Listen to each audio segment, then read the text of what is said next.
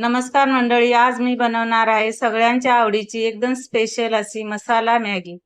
कढईमध्ये 2 चमचे तेल टाकून घेते। तेल गरम झाले त्यात 1 चमचा जिरे, बारीक चिरलेला कांदा टाकून कांदा लालसर होईपर्यंत भाजून घेते। बारीक चिरून घेतलेली हिरवी मिरची आणि लसूण, 1 मोठा चमचा चिरून घेतलेले गाजर, शिमला मिरची, कोबी टाकून चांगलं परतून घेते। अगदी काही मिनिटातच तयार होणारी ही रेसिपी तुम्हाला नक्कीच आवडेल। सर्व व्यवस्थित फ्राय करून झाले आहे।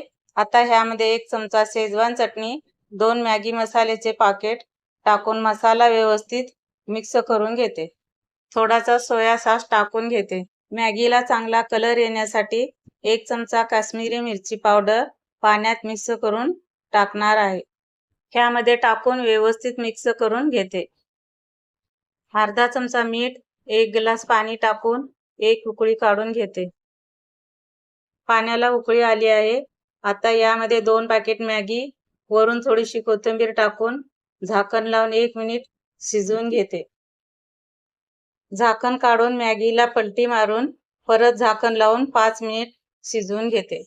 आता इथे पाहू शकता आपली मसाला मॅगी बनवून तयार आहे। रेसिपी आवडल्यास व्हिडिओला एक लाईक जरूर करा। अशाच नवनवीन रेसिपी पाहण्यासाठी चॅनलला फॉलो करा।